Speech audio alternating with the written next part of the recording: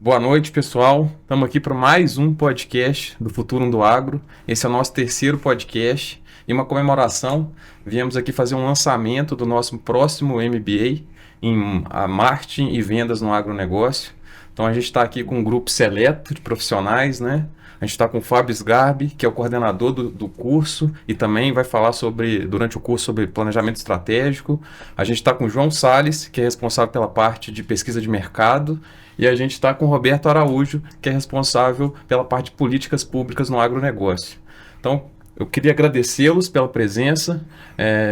Para a gente é um prazer enorme e é uma emoção também muito grande, porque essa MBA vem sendo planejada com bastante antecedência. E a gente já está falando sobre essa MBA e os feedbacks que nós temos até agora são sempre muito positivos. Então, aqui é bater um papo para falar sobre a área de vocês e como a gente pode contribuir para o pessoal, para as pessoas do agronegócio hoje no Brasil. Então, gostaria que vocês se apresentassem, falassem um pouco da carreira de vocês, contassem um pouco da trajetória e como vocês podem contribuir com essa galera aí do agronegócio. Vamos começar com o Fábio, nosso coordenador, que selecionou esse grupo todo. Legal, obrigado, Rodrigo. Obrigado aí pela oportunidade. Também estou bem entusiasmado com esse MBA, que vai ser um sucesso, né? Contando um pouquinho da minha trajetória, eu sou engenheiro florestal, me formei na Exalc, fiz mestrado na área também, e logo depois eu fiz um MBA na área de gestão e negócios, e minha carreira, basicamente, fundamentalmente, 25 anos trabalhando em empresas do agro, né? Empresas como Monsanto, Bayer, BASF, na Índigo. E nessa trajetória, basicamente, eu trabalhei no início na área comercial e boa parte do tempo, mais de 20 anos, na área de marketing estratégico, que é a área que eu me identifico, adoro, de paixão. Então, eu tive a oportunidade de gerenciar portfólios distintos, desde crop protection, sementes e biotecnologia, produtos biológicos. E o que eu quero dizer é que a área de estratégia é uma área que me encanta. Quem participar do MBA vai levar muito desse conhecimento e tenho certeza que as pessoas vão se apaixonar pelo tema também. Obrigado.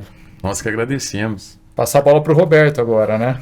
Obrigado, Fábio. É uma alegria estar participando desse grupo. Acho que o projeto é bem interessante, porque essa jornada de aprendizado contínuo é muito importante em todos os setores, e a velocidade com que o conhecimento precisa ser expandido está aumentando, né? Então, eu acho que reunir um grupo de pessoas experientes com o objetivo de transmitir conhecimento e poder estudar um pouco mais é muito interessante. Eu também tenho mais de 3 décadas aí de experiência no agronegócio, sou engenheiro agrônomo, me formei na Universidade de Brasília, trabalhei um período do início da minha carreira no governo federal, no Ministério da Saúde, depois ingressei numa empresa americana, que é a American Cyanamid, trabalhando na área regulatória. Tive a experiência de poder trabalhar com atendimento ao cliente, estruturar todo um serviço de atendimento ao cliente na empresa. Depois trabalhar numa outra área, que é de Product Stewardship, que é também a parte que envolve segurança, as boas práticas, uso correto das tecnologias. Sustentabilidade, acho que é uma área que eu pude me aprofundar bastante. Tive a oportunidade, depois de estar trabalhando na BASF, também ser responsável por uma fundação que tem a sustentabilidade como objetivo core, né, que é de trabalhar a sustentabilidade na cadeia produtiva. Tive a oportunidade de trabalhar em áreas de comunicação, sempre no departamento de marketing, tanto no Brasil como para a América Latina. Depois de muito tempo aí na BASF, eu passei a trabalhar na CropLife Brasil, que é uma entidade associativa que reúne a indústria de proteção de cultivos. Um projeto muito interessante, porque também trabalhando aí com parte de biotecnologia, sementes, né, e produtos biológicos, e na área de educação e de boas práticas agrícolas, né? Então, como é que se faz o uso combinado dessas tecnologias, promover as boas práticas agrícolas, sempre trabalhando na parte de relações institucionais, relações públicas, junto com os governos, tanto nos estados como no governo federal. Então, é uma experiência bastante interessante, que eu acho que eu vou poder contribuir e trazer para os alunos do curso algum conhecimento e também a gente poder explorar aí, né, outras áreas para permitir que as pessoas possam usar esse know-how na hora de fazer os seus planejamentos de marketing, de vendas, as suas estratégias. É muito importante conhecer de políticas públicas. Perfeito, com certeza. Isso aí. Bom, Rodrigo, boa noite, obrigado. Primeiramente, obrigado aí pelo convite, né? Agradecer também ao Fábio aí pela oportunidade de estar participando aí do MBA, do Instituto Futuro. Para mim é uma honra estar participando desse grupo seleto de professores, uma oportunidade muito grande profissional para mim também. Estou muito entusiasmado em poder ministrar a disciplina de pesquisa de mercado no agronegócio durante esse curso. E falando um pouquinho da minha trajetória, eu sou engenheiro agrônomo, formado em Governador Valadares, Minas Gerais, sou mineiro. Quente pra danar. Quente pra caramba. Mas eu comecei há 20 anos atrás, né, numa empresa de pesquisa de mercado especializada em agronegócio, que era a Kleffmann. Né, eu comecei como entrevistador de campo, na safra 2004-2005. Então, foi uma experiência, eu falo que foi uma escola para mim, porque eu rodei 16 estados no Brasil em menos de 2 anos. Tive a oportunidade de conversar aí com mais de 1.000 agricultores, pecuaristas, produtores de suínos, de aves, sobre diversos temas de pesquisa de mercado. Então, foi uma experiência muito grande. Né? Eu fiquei na Kleffmann por 10 anos, então eu passei por todo o ciclo da pesquisa, desde essa fase de entrevistador, que eu ia em loco nas propriedades para coletar a informação, mas também durante o processamento da pesquisa, treinamento da equipe, recebimento dos dados, preparação de apresentações, né? E discussão de resultados de pesquisa com as empresas que, né, contratavam a Kleffmann. E aí eu acho que está o ponto mais rico, né, que é a gente saber, né, ter o conhecimento de construir o dado de uma pesquisa de mercado, mas também discutir aquele resultado e pensar um pouco, né, de como que seriam as estratégias, como que eu defino as minhas estratégias baseado nos resultados que foram coletados através de uma pesquisa de mercado. Então eu passei por 10 anos na Kleffmann e depois eu mudei. Eu fui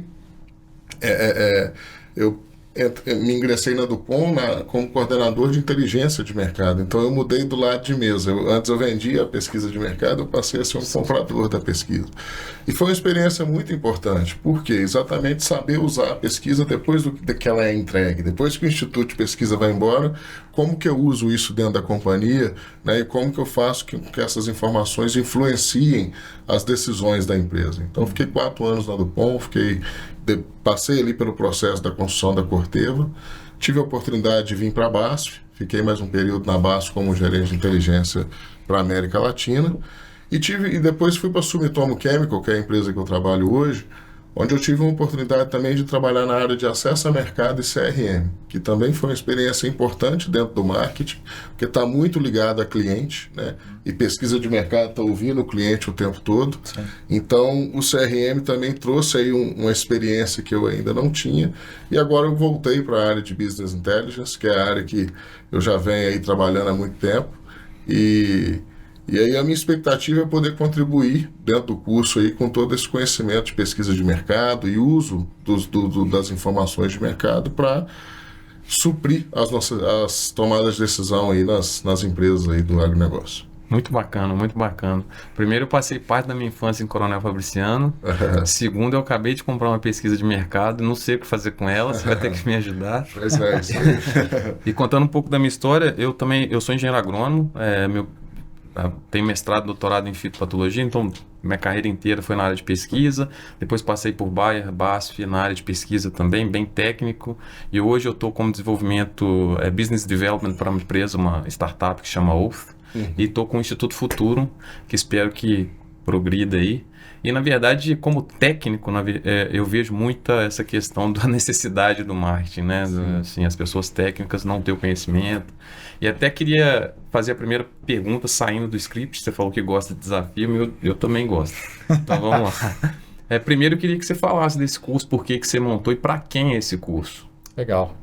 Bom, Rodrigo, primeiro eu queria agradecer a você e o Instituto Futurum pela oportunidade, e eu acho que esse curso vem em boa hora, né, para o agronegócio. Existe um gap enorme, diria, entre o que a universidade ensina, o aluno, e o que de fato esse profissional precisa quando ele entra no mercado de trabalho, seja numa empresa, seja numa fazenda. Então, esse curso de pós-graduação, ele visa preencher essa lacuna desse conhecimento necessário para esse profissional do agronegócio, esse profissional que está entrando numa posição gerencial E não existe esse conteúdo hoje na academia.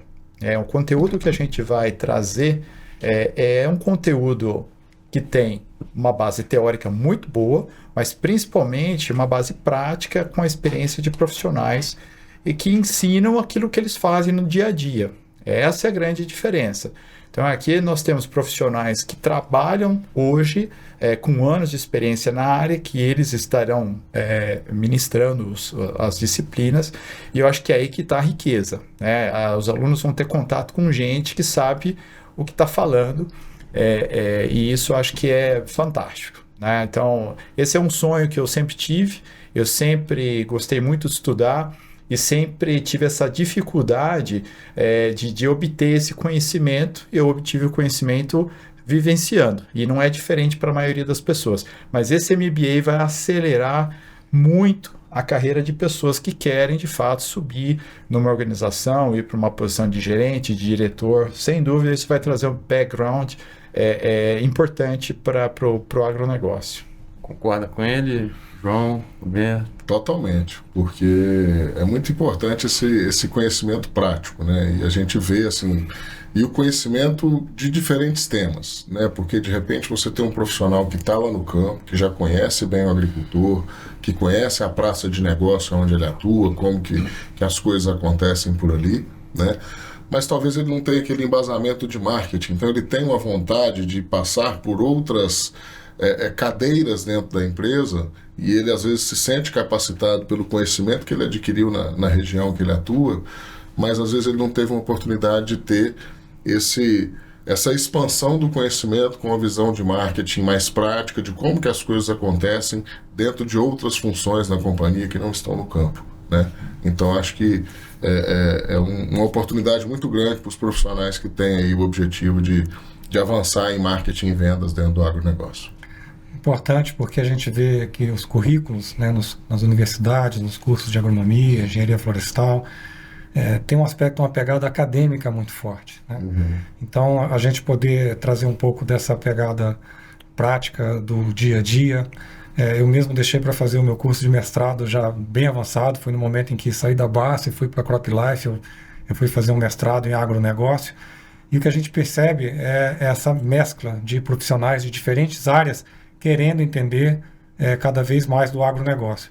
E, por suas vezes, o profissional agrônomo, engenheiro florestal, ele também precisa entender de economia, de outras áreas de conhecimento do dia a dia, para poder realmente ter mais base para estabelecer, né, os seus planos, as suas estratégias, o seu projeto de crescimento e desenvolvimento profissional. Eu até pontuei isso muito bem para o SGAB, dizendo que o Instituto Futuro está criando esses cursos, na verdade, com profissionais que realmente estão vivenciando aí as coisas do agro, e não ficar muito acadêmico, como você colocou, que deixou para fazer o mestrado mais à frente. Talvez você teve essa vantagem de já ter vivenciado o mercado para depois aplicar o seu conhecimento mais teórico, né? E às vezes muitas pessoas não têm essa oportunidade, ou também não planejam dessa forma. Não, e a experiência muitas vezes de você implementar um projeto, ainda mais trabalhando no coletivo, ele é muito enriquecedor. Então eu tenho projetos, histórias para contar que me marcaram muito e valeram mais do que um curso de pós-graduação, né? Pela oportunidade de estar convivendo com múltiplos profissionais e conhecimento. Então poder compartilhar isso com as pessoas é muito interessante. E o fato de você se sentir estimulado a estudar, né? Porque quando se vai preparar uma aula, acho que é uma coisa muito importante, né? E eu já ouvi professores, né, muito conhecidos que dizem que decidiram dar aula porque estavam sem tempo de estudar. Eles resolveram dar aula que é para ter oportunidade de estudar e transmitir o conhecimento atualizado. E tem um ditado que diz que você aprende mais quando você ensina, né? Então, acho que esse também está sendo uma motivação para mim. Voltar a estudar é uma coisa que eu adoro, uma área que eu adoro, então poder ensinar vai ser para mim também um prazer. Gabi, você colocou um ponto importante aí, que você pensa no profissional que assumiu uma cadeira de gerência, um coordenador de marketing, uma diretoria de marketing. Muito interessante. E assim, eu vim da área totalmente técnica, e eu me lembro chegando em 2014 na Bayer, e para mim aquele profissional de marketing era aquele típico marqueteiro, o cara que tinha uma comunicação muito boa, que estava próximo ao produtor ali, que ajudava na venda, Mas ao longo da minha carreira, eu fui entendendo que não era só isso, na verdade. Existiam várias áreas dentro do marketing. E é por isso que nós estamos aqui. Então, eu queria que você explicasse para esse profissional o que é o marketing dentro de uma empresa de agronegócio, e a gente passa aqui pelas rodadas da área de cada um. É uma pergunta desafiadora, né? Mas a primeira mensagem que a maioria das pessoas acredita que o marketing é basicamente a propaganda, né? Então, isso, se a gente perguntar para 100 pessoas, a grande maioria dessas 100 vão falar, é aquele pessoal que faz marketing, faz propaganda. E o marketing, essa propaganda, né? Esse é um pedacinho do marketing. O marketing é uma ciência muito bonita. Começa na área, inclusive, do João, que é a área de pesquisa de mercado, que é entender, de fato, quem é o cliente, quais são as dores desse cliente, o que ele precisa. E no marketing, cliente, ele é fundamental. É o cliente que determina muitas das decisões da empresa, é focada no cliente. Então, o entendimento do cliente é uma área do marketing fantástica, que começa com a área do João. Existe uma área que é a área que eu atuo mais, que é o marketing estratégico, que é esse marketing que converte essas necessidades do cliente em portfólio de produtos e uma estratégia da empresa para ela ser competitiva e gerando valor para esse cliente. Existe a área do marketing tático, que de fato, como é que você traduz essa estratégia para um plano tático, né, de implementável. Tem a área de propaganda. Então, quem gosta do marketing tem aí uma oportunidade imensa para trabalhar em diversas áreas dentro do próprio marketing, né? E termina com vendas, né? Eu diria assim, quem gosta de marketing também gosta de vender. Então, vendas é uma área que eu diria que é parte do marketing, e é uma área fundamental que você vai ter contato direto com o cliente, entender o que esse cliente quer. Então, isso me apaixona. Eu descobri o marketing depois de me formar, muito depois, né? Foi no começo da minha carreira. Não me arrependo de ter feito o que eu fiz no passado, mas eu diria que eu me dediquei bastante para entender essas diferentes subsegmentos do marketing. Mas eu acho que é isso, a mensagem é essa: o marketing não é um pedacinho, o marketing é muito mais amplo, e a gente vai cobrir nesse curso todas as áreas do marketing e de vendas para esses profissionais que vão fazer esse MBA. Nessa amplitude toda, a gente não colocou o Roberto aqui. Onde que entra políticas públicas aí nessa questão, linkando com o marketing? Porque as políticas públicas, né, é um conjunto de normas, de programas, de projetos que são desenvolvidos pelos governos, né, de uma maneira geral, dando diretrizes para fomentar, para desenvolver o mercado, para criar condições de maior competitividade.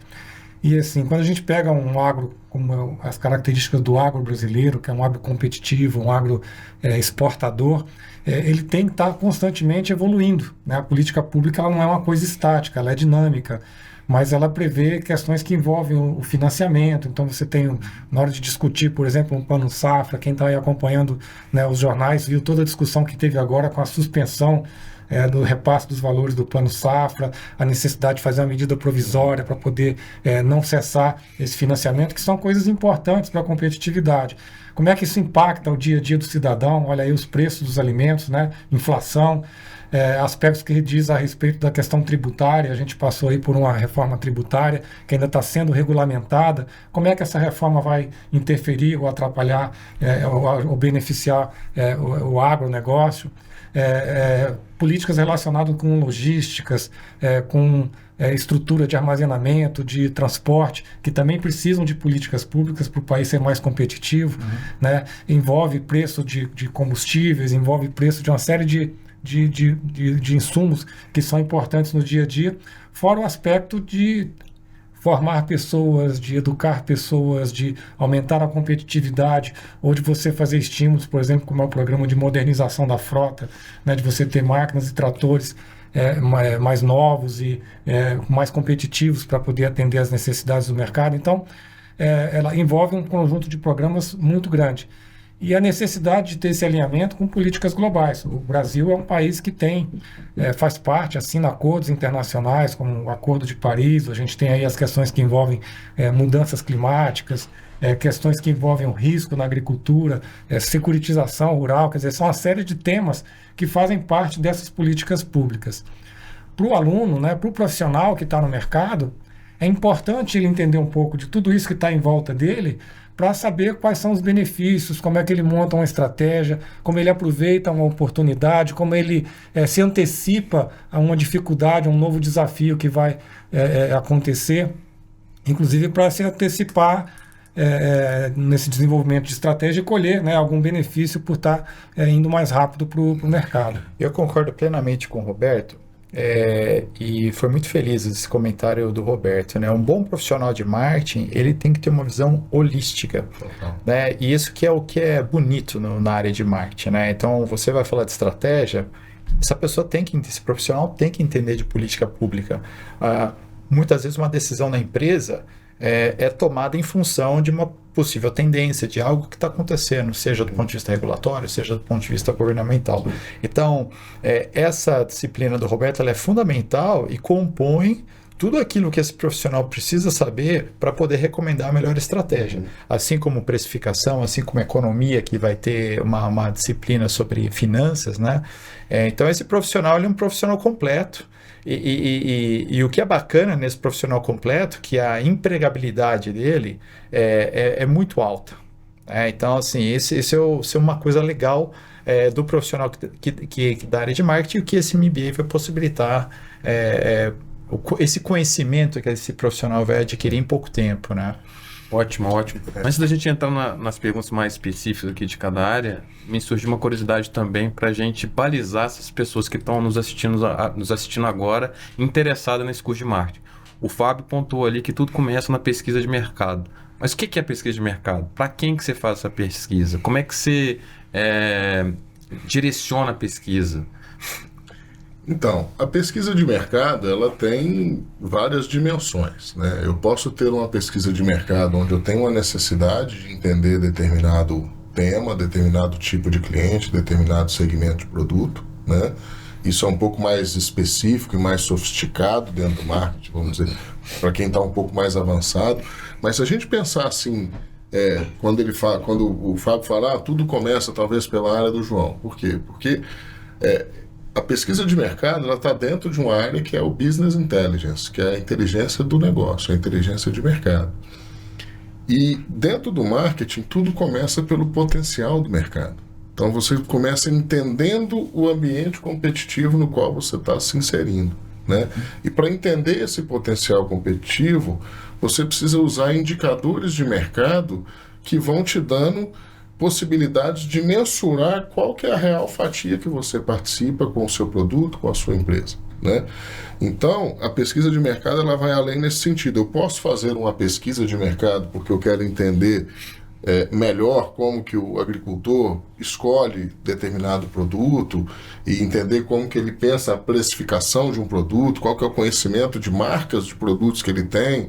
Tem uma série de metodologias de pesquisa que são aplicadas nesse sentido. Mas existe uma outra parte que é essa base, essa parte basal, que vamos dizer assim, que é o dimensionamento de mercado. E o dimensionamento de mercado hoje está dentro da área de BI. Por quê? Porque tudo parte de uma área tratada, de um curso, ou seja, você busca indicadores que vão começar a construir o potencial de mercado e baseado no potencial é que você vai definir a sua estratégia, se você entra, se você não entra e como que você vai. Então, de maneira geral, isso é muito interessante que a gente estava falando desse papel do marketing.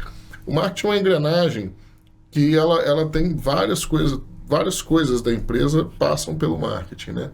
E o Business Intelligence, a pesquisa de mercado, ela também permeia isso. Ela não é de uma área específica, não é só a área de produto.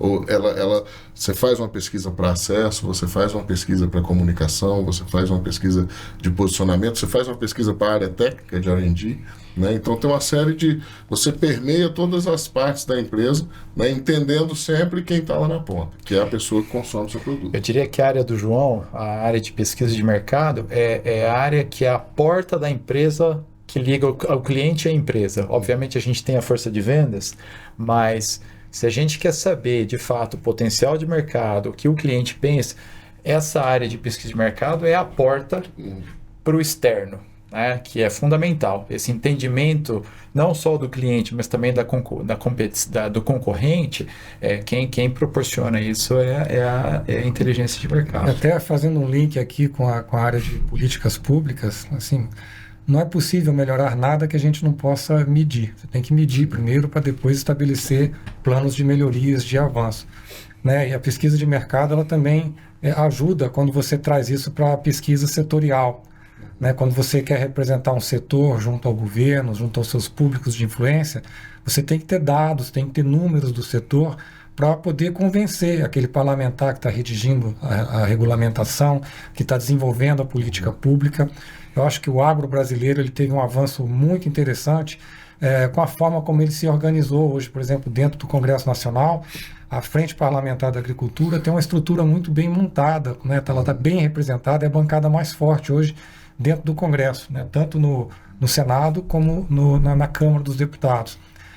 E a gente vê uma organização, né, de entidades, as organizações setoriais que levam informação, que levam inteligência para poder debater e discutir a atualização, a melhoria, a evolução dessas políticas públicas. Então, o dado de pesquisa, quando se expande para o setor, se expande para o país, para uma região, ele é fundamental como poder de argumento. Não só para discutir com o governo, mas com toda a sociedade. Né? Então, quando a gente fala da comunicação, do marketing, vejam que uma das dificuldades que o setor enfrenta é a percepção pela sociedade, né, pelo pessoal que está nos grandes centros urbanos, sobre o agronegócio. Né? E como é que você trabalha essa imagem, como é que você trabalha a reputação, né, do setor para poder criar oportunidades de crescimento, de expansão e de maior competitividade.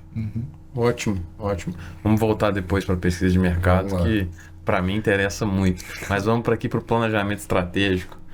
Por que se fala planejamento estratégico e não estratégia de marketing? Qual que é a diferença de estratégia para planejamento estratégico, Sgarbi? Rodrigo, e aqui fica para todos complementarem aqui. Claro. Eu diria que assim, essa é uma pergunta crucial que muita gente tem. E, inclusive, entre os acadêmicos existe um conflito muito grande entre essas duas áreas, né? Então, se eu puder explicar as diferenças, né? São áreas distintas, embora elas, em algum momento, elas se cruzam, mas são disciplinas distintas e é por isso que no curso desse MBA a gente vai dar em módulos diferentes. Então, aqui, para mim, a definição de estratégia, inclusive um autor que eu sigo, que é o Michael Porter, que é talvez a pessoa mais respeitada no mundo, né, professor de Harvard, que estuda, dedicou a vida dele inteira para a estratégia. Então, a estratégia é tudo que uma empresa faz, todas as atividades que essa empresa faz, no sentido de se diferenciar, no sentido de se tornar uma empresa quase que única. E acho que esse conceito é importante a gente discutir aqui. Muitas vezes, quando a gente fala de estratégia, competição, a maioria das pessoas pensa que é uma briga, é uma luta contra um concorrente, como se fosse uma guerra, ou como se fosse um esporte onde vai ter um vencedor. E no mundo dos negócios, isso é uma realidade muito mais complexa. Não existe uma guerra entre uma empresa e a outra. Existe o que a gente chama de uma luta para aumentar a lucratividade, que esse é o objetivo da empresa. E esse aumento da lucratividade, ele é influenciado pela influência que o seu cliente tem, com o seu rival, com produtos substitutos, com novos entrantes. Então, é muito mais complexo. E eu diria que a estratégia, o que é? É uma forma que a empresa idealiza de como que ela vai atuar para que ela possa se tornar mais exclusiva, menos suscetível à barganha de um cliente, à competição de um produto. Então, a essência da estratégia é isso, né? E aí é algo mais conceitual, mas que muitas empresas não fazem. E daqui a pouquinho eu vou falar o porquê. O planejamento estratégico é algo diferente. É algo que, como você, então, transforma essa estratégia, esse aspecto mais conceitual, em algo mais tangível. Então, você transforma essa estratégia em objetivos estratégicos, em ações, e essas ações com responsáveis, com datas para entrega, e com isso você consegue, de fato, implementar essa estratégia. Então, o planejamento estratégico é algo mais tático, e a estratégia, de fato, é algo estratégico, mas são temas distintos com finalidades distintas, embora no final elas se convergem, e esse que é o bonito das duas áreas, né? essa estratégia, ela tem um aspecto assim de futurologia, né? Acho que você tem um momento onde as empresas, né, os responsáveis pela estratégia têm que ter essa visão de futuro, aonde a empresa quer chegar, onde ela pode chegar, como vai estar o mercado daqui a 2 anos, daqui a 5, daqui a 10 anos. E é um exercício que precisa estar sendo corrigido, né, ou atualizado de tempo em tempo. Mas é saber de onde está, onde quer chegar e o que fazer nesse caminho para poder atingir, né, os objetivos estratégicos. Exato.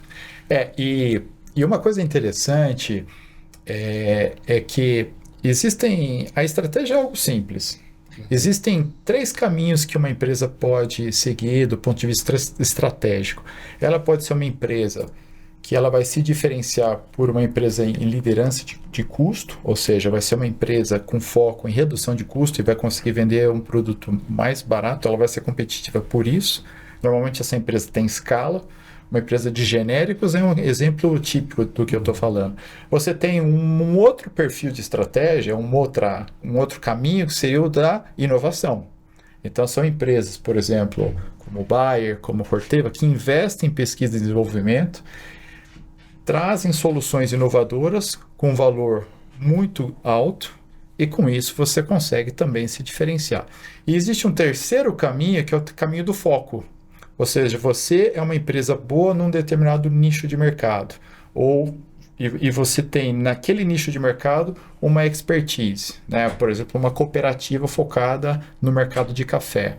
Dificilmente uma outra cooperativa vai conseguir ser tão competitiva quanto ela, porque ela está especializada nesse assunto. Então, esses 3 caminhos são os caminhos, diria, universais, estratégicos. E o grande erro das empresas é quererem estar em mais do que uma posição. Esse é o erro clássico. Por exemplo, uma empresa quer inovar, mas ao mesmo tempo ela quer reduzir custos. Então, isso vai fazer com que essa empresa seja mediana. Ela não vai ser nem boa em uma coisa e nem na outra. Então, o segredo da estratégia é você, de fato, se concentrar num caminho e se diferenciar como empresa. É aí que você vai diminuir a tua pressão pela concorrência, pelos seus clientes. Esse é o mantra e esse é o mais desafiador que as empresas não conseguem implementar. Tem um mantra no marketing, né? Que o marketing é você saber fazer escolhas, né? E a estratégia, ela passa exatamente por isso, né? Você deu um exemplo aí agora, né? Da empresa que ela é uma empresa focada em inovação e aquela empresa que é focada em efetividade, né? Como exemplo genérico. E de repente você tem empresas que são híbridas e aí ela é focada em inovação, mas de repente ela já tem algumas moléculas que já perderam patente, já tem um tempo e muitas vezes ela não quer abrir mão disso aqui. E às vezes ela é saber fazer as escolhas. Às vezes você precisa abrir mão dessa parte aqui para poder focar aqui, que é onde você vai conseguir agregar mais valor e extrair mais valor. E talvez até você tenha uma área estratégica que pense desse jeito. Mas você tem toda uma parte corporativa e uma área de vendas lá na ponta que precisa fazer o número e que sabe que o agricultor quer aquela molécula. Então, saber também, dentro da estratégia, fazer as escolhas e ter toda a parte de costurar isso internamente entre os departamentos para conseguir fazer com que a estratégia de fato seja implementada, também é um grande desafio hoje em dia. E o que o João está dizendo é o maior desafio na implementação de uma estratégia. É dizer não, e muitos gerentes ou diretores não têm a coragem de dizer não. E não sei nem se é coragem, é o medo de dizer não e achar que vai vender menos, ou que vai ser menos sucedido. E é o contrário. Quando você diz não, você abre mão daquilo que você não faz bem, para fazer de fato aquilo que você faz bem e se diferencia. Então existe uma falsa ideia de que se você usar o não, você vai ser menos bem sucedido, e ao contrário, né? Esse é o grande erro na formulação de uma estratégia e na implementação de uma estratégia.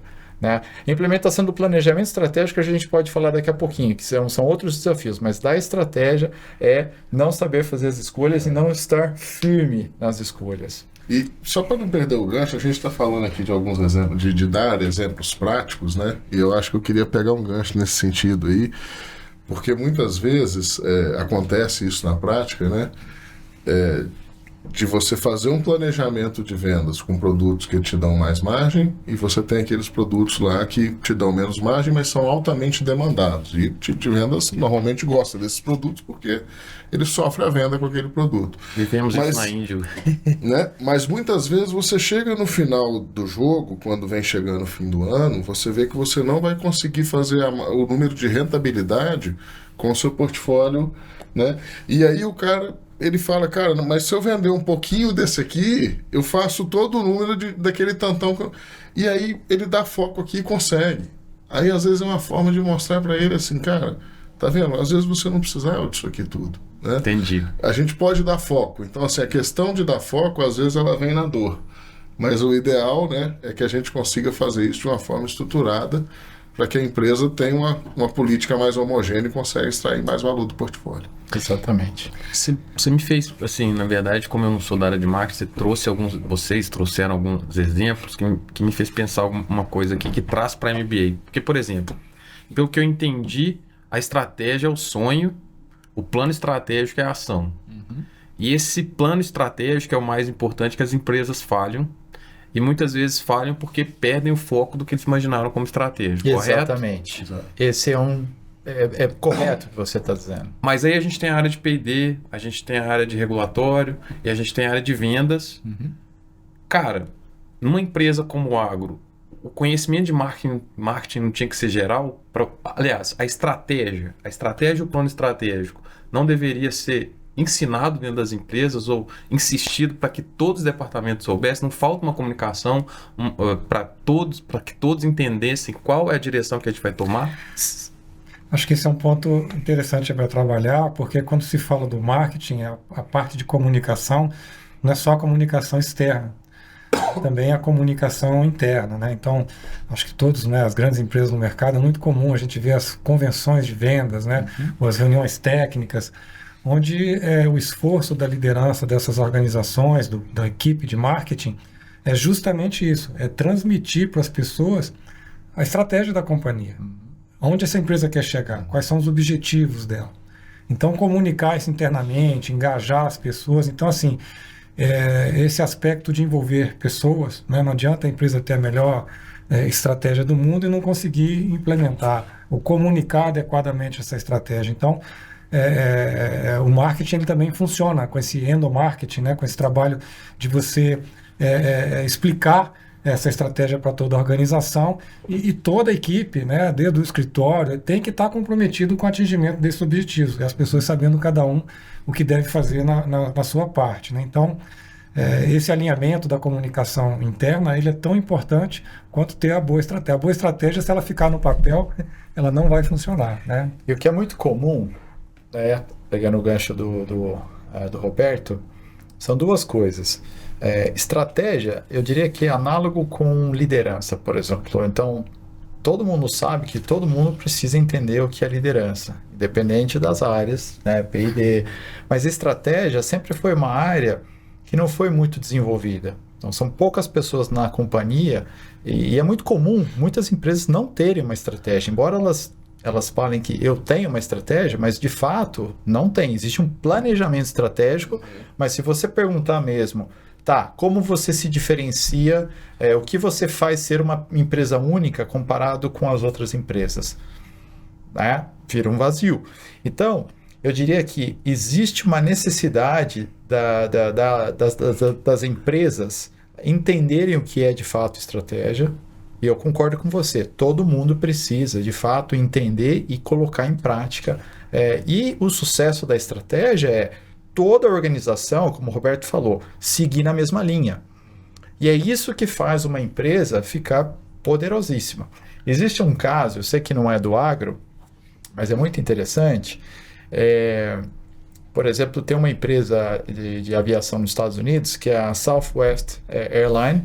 É uma empresa, eu diria que, semelhante ao conceito do que é a Gol no Brasil. Então, ela é uma empresa dedicada a custos baixos, com ligações entre cidades de média, de distâncias curtas. Então é uma proposta de valor que nenhuma outra empresa aérea conseguiu fazer, ou seja, custo barato, rápido, voos rápidos, não tem alimentação, ou seja, com essa proposta de valor não tem nenhuma outra empresa que faz isso. Então esse é um exemplo de como você dizer não para várias coisas e como a empresa, todo mundo está direcionado para essa entrega da proposta e você faz uma empresa se fortalecer dessa forma, né? Esse é o coração da estratégia, vamos dizer assim. Perfeito. Vamos entrar num tema polêmico agora de políticas públicas e agronegócio. Sempre foi um tema polêmico, porque algumas pessoas falam que o governo interfere demais e outras falam que falta incentivo aí nas políticas públicas. O que você acha e qual o papel da política pública hoje no agronegócio? Como é um conjunto de medidas, né, são várias áreas do governo, dos governos que se envolvem no desenvolvimento de políticas públicas, né? Então, acho que o sucesso está em você entender onde cada uma delas é necessária e a forma de você trabalhar e implementar, né? Eu trago assim, um exemplo de sucesso no agro, que é ligado à área de sustentabilidade, que é a implementação de políticas públicas para destinar resíduos, restos, né, de materiais, como é o caso das embalagens depois, pós-consumo, né? Então, isso para o agro brasileiro foi um problema muito grande na área de defensivos agrícolas há mais de 20 anos atrás. E uma política pública que foi bem implementada, ela fez com que o Brasil desenvolvesse essa melhor política pública do mundo, porque ela compartilhou responsabilidades, ela engajou a sociedade, e hoje o Brasil é recordista mundial no recolhimento e destinação final dessas embalagens vazias. Isso é uma política pública que envolveu educação, comunicação, fiscalização, normas, né, responsabilidade, e que precisou ser feito um trabalho muito grande, né? Acho que esse é um dos cases de sucesso que tem no Brasil, assim, que vale a pena destacar, de uma política pública bem implementada. E a política pública bem implementada, ela vem acompanhada de indicadores. Você tem que saber medir para saber se ela está sendo bem feita, bem implementada, qual é o resultado que ela está desenvolvendo, né? Tem políticas públicas relacionadas aí, como é a questão, por exemplo, a questão ambiental, Código Florestal Brasileiro, né, que é uma política super importante. O Brasil tem uma legislação bastante moderna, rigorosa, né, e que a implementação está sendo muito difícil, né? A implementação do CAR, né, dos programas de recuperação ambiental, mas sim, uma vez bem implementada, essa política ela traz para o país uma vantagem competitiva enorme, porque a gente sabe que não tem nenhum outro país do mundo, né, que tem, por exemplo, 66% do seu território coberto com vegetação nativa, né, onde você tem um agro que tem trabalhado para aumentar a produtividade e utilizar cada vez menos recursos para produzir mais, né, conservando, né, solo. Então, assim, essas políticas públicas, que é algo que vem por bem de todos, elas têm que ser trabalhadas porque elas exigem investimento, elas têm todo um aspecto de custeio que precisam ser muito bem trabalhadas. Tem toda a parte aí de financiamento da safra. O pessoal fala também com relação à questão dos riscos, né, da agricultura. Quer dizer, a agricultura, por ser uma atividade a céu aberto, já tem o risco climático que vem sendo agravado em função aí das mudanças climáticas. A gente tem visto aí os fenômenos extremos, né, e problemas que tem criado em diversas regiões do país. Como é que lida com isso tudo, né? Como é que você tem um programa para conter riscos? Se acontece algum problema, o produtor ele tem como parcelar, como pagar a sua dívida, ele tem uma taxa de juro que é competitiva. Então, tudo isso precisa ser analisado num ambiente competitivo. O Brasil compete, queira ou não, com outros países. E o que é feito nesses outros países e que podem ser trabalhado e desenvolvido no Brasil? Então, a política pública, ela causa, né, um certo desconforto, porque ela não chega agradando a todo mundo, né? Na hora que você fala, por exemplo, o próprio programa de destinação final de embalagens vazias, quem se envolveu nesse projeto no começo, tinha gente que ainda não acreditava que ele pudesse ser feito, né? As pessoas duvidavam que o agricultor ia pegar uma embalagem vazia, que ele ia fazer a tríplice lavagem, devolver essa embalagem numa central de recebimento. E hoje todo mundo está fazendo isso, né? Então, a gente tem que acreditar e tem que trabalhar para ajudar aí na implementação. Mas a política pública ela é importante.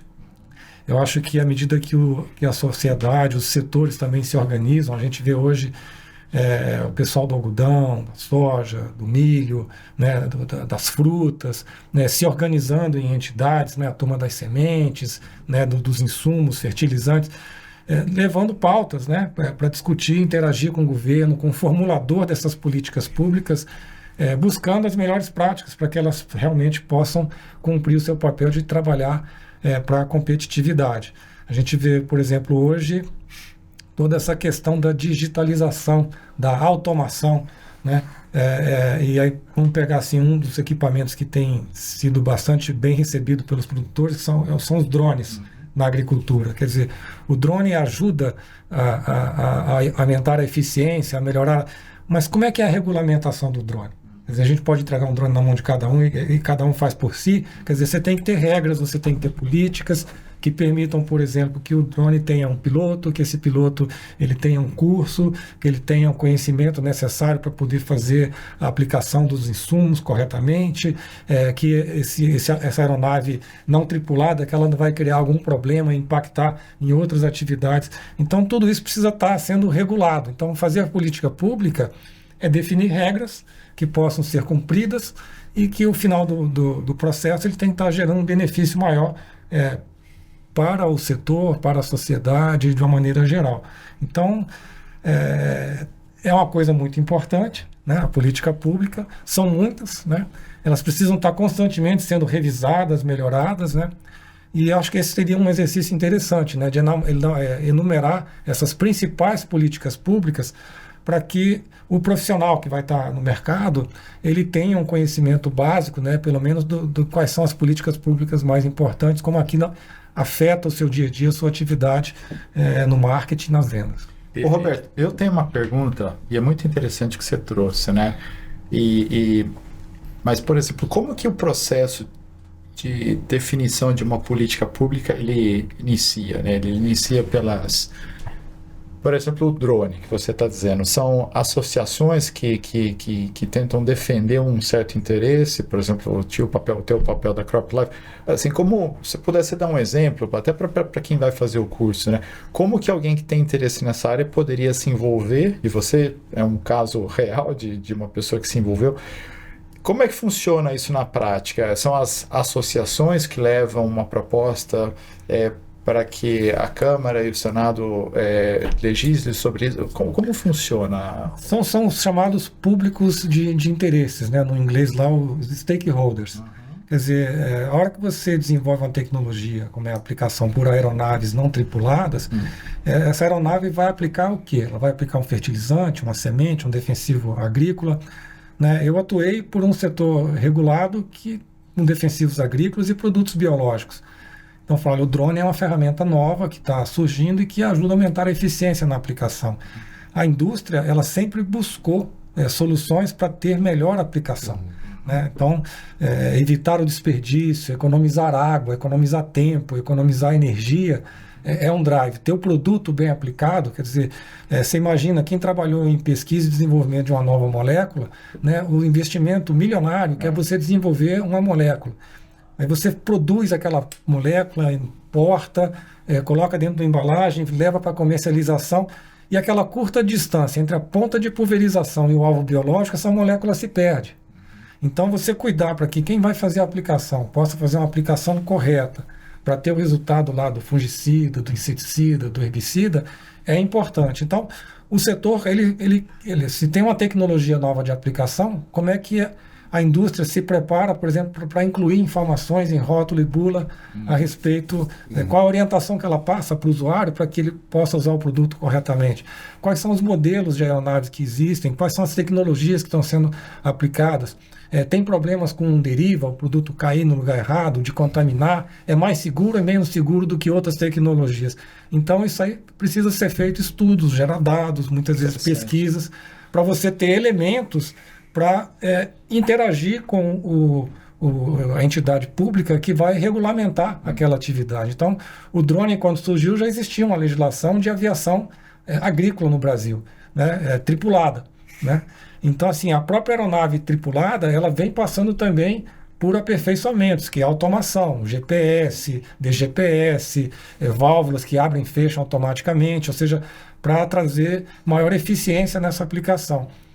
E no caso da aeronave não tripulada, você tem que desenvolver todos esses conceitos, fazer uma série de estudos, de pesquisa e interagir com o regulador, né? E aí, por exemplo, você pega o caso de drone, você tem regulamentação que envolve a ANAC, né? Você tem a regulamentação que envolve o pessoal da telefonia, você tem regulamentação que envolve o pessoal do Ministério da Agricultura. Exato. Você tem a regulamentação da aeronáutica.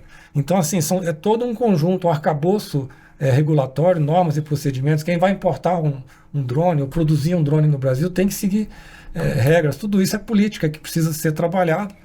O que a gente vê é uma rápida adoção dessa tecnologia. As áreas tratadas com drones no Brasil estão aumentando muito rapidamente. Custo Acho. está caindo bastante, né? Drone, quando veio, era para substituir o equipamento costal.